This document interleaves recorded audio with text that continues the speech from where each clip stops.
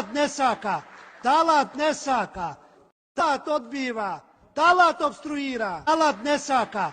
Талат не сака. Талат одбива. Талат обструира. Талат не сака. Талат не сака.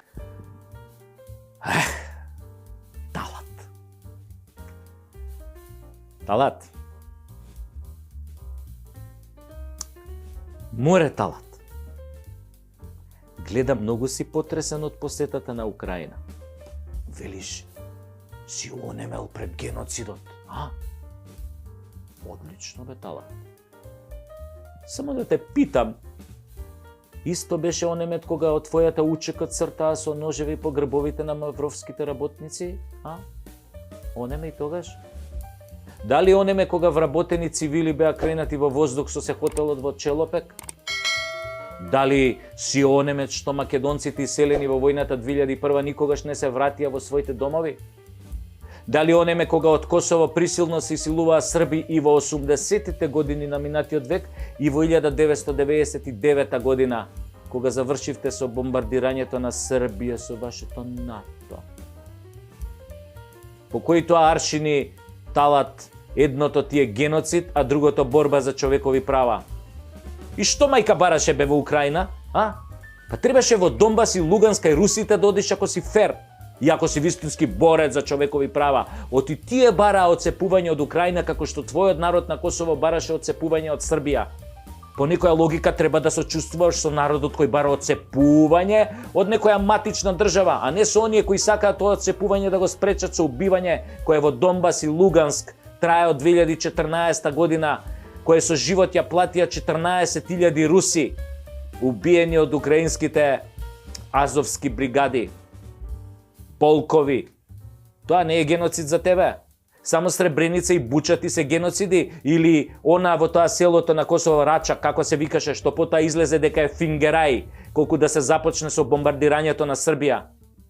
Или кога се убиваат руси, или кога се шкрабаат македонци со ножеви по грбови и чела, тоа не е злостор, така? Само она што мене ми одговара да го наречам злостор, тоа е злостор. Многу американски е тоа, бе, Талат. А? До кога бе со селективна меморија вие борците за човекови права? Не се чаталете многу.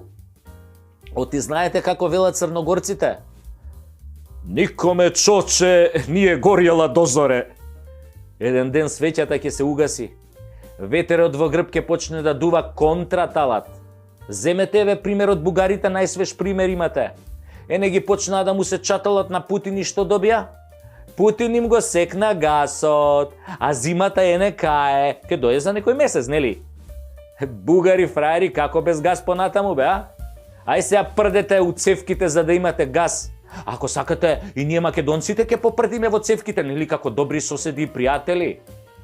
Па зашто е оној договор за пријателство, ако не за вакви моменти?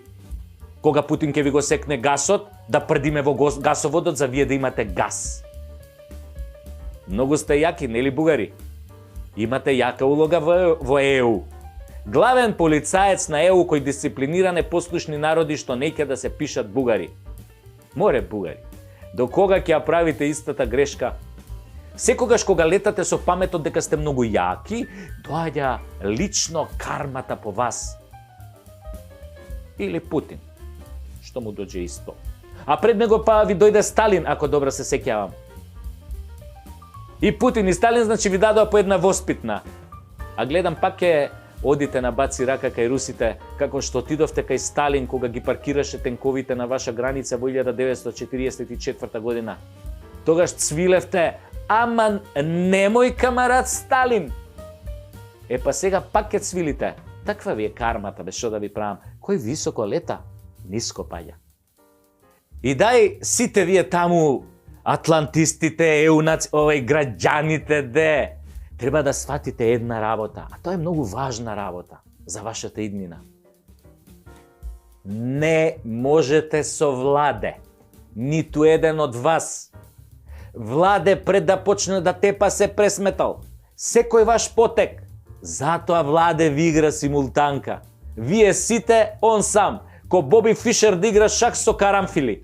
Ве растура ко Лего коцки, ве убива во поим, И требаше некој да ви покаже кај ви е местото, распрдени едни. Вие ли ќе го контролирате светот со вашите пореметени вредности и левичарски либерални идеологии? Нече мочи ове ночи. А до душа ни следната ноќ нема да може, а ни таа после неа нема да може. А допрва има да ви падне и мрак на очи. Владе! I love you! Je t'aime! Ja te bja люблю! Абе, многу јако ги прцаш!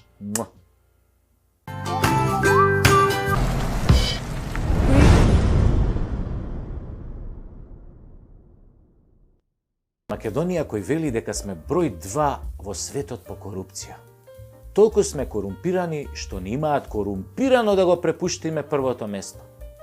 Квази држава во која секој и се што е на продажба јавно, транспарентно и никој ништо не му може на корумпираниот, затоа што оние што треба да го санкционираат според словото на законот се покорумпирани од него. Оно јавниот обвинител блада нешто на телевизија како демек работеле по закон, дрнјариња, шие му га џура, а од Марс се гледа дека секој ден постои некој корумпиран во обвинителството, судството, полицијата, царината или во политиката. Знаете како се гледа дека е некој корумпиран? Многу е лесна констатацијата, најлесна е на свет. Кога една работа нема логика, тогаш се работи за корупција. Човечка логика, мислам. Секаде во општеството каде што нема логика, таму има корупција. Едноставно е многу. Има логика штрајкот на даскалите да биде ставен во мирување и да не добијат ништо. Дали има ова логика? Нема. Па Јакимчо тоа го објасни иако никој ништо не го разбра. Како што објасни онаа несреќена Реджепи кога доброволно го киднапираа за да го средат новото парламентарно мнозинство. Иста работа. Немаше логика да се потпише на мнозинството и да го снема 3 дена. А потоа раскажуваше фантастични приказни како оние за Хари Потер, за ЕУ и за жена му. А приказната е една. Корупција, корумпирани битанги.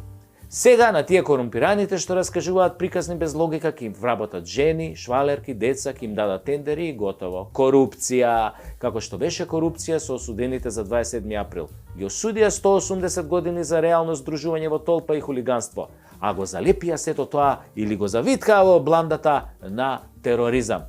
И тој што отвори вратата, прославениот крстомуковски вратарот, го почастија со тендери. А ако не отвореше вратата, ништо тоа немаше да се случи. Така, немаше да има последици, историјата ќе беше малку поинаква. Вака, историјата се создаваше на база на предавство и корупција, чиста логика. Ама не, кога логиката престанува, корупцијата владее. Според оваа логика, 300 спартанци кои во 480 година пред нашата ера ги соприја лјадниците персијанци на Термопилите, не се валидни за таа приказна. Кој што Крсто не е валиден дека отвори врата што беше блиндирана и притоа во државата создаде трајни последици со векови. Исто ко спартанциве, нели? Ама спартанците испозагинаа до еден, а на Крсто влакно од глава не му фали. Дури е полн како брод, како гусарски брод. Ама без логика на неговото место лежат други луѓе, вкупно 180 години затвор. Се е можно кога си корумпиран, луѓе мои. Тоа е, корупцијата е најгадниот криминал, а ја гледаме секој ден. Се е корумпирано и локално и глобално, се корумпира со бенефиции, со тендери, со грантови, со ваучери, со вработувања и тоа го прават највисоки институции, се е корумпирано. Абе на мочање не можеш да отидеш без корупција, а камоли на операција или на суд. Боже, пази, Боже, пази. Затоа се вика, не раскажувајте бајки кога ја објаснувате корупцијата, затоа што бајките немаат логика. Таму каде што владее логиката, владее и правото. Логично ако си криминалец да лежиш затвор.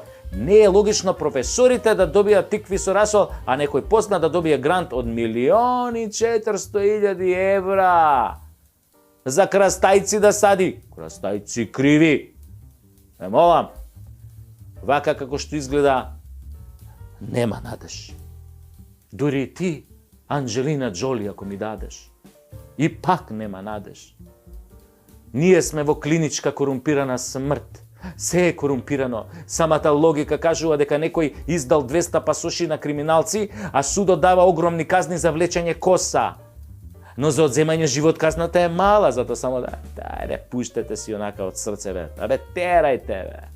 Обвинителите се глуви кога јавно се кажува дека парите од рекетирање ги зеле нивните политичари наредбодавци, кои ги има на илјадници, ги има на фотографиите и документите, нели? Тоа е тоа. Народот ја препознаа корупцијата затоа што ја знае логиката.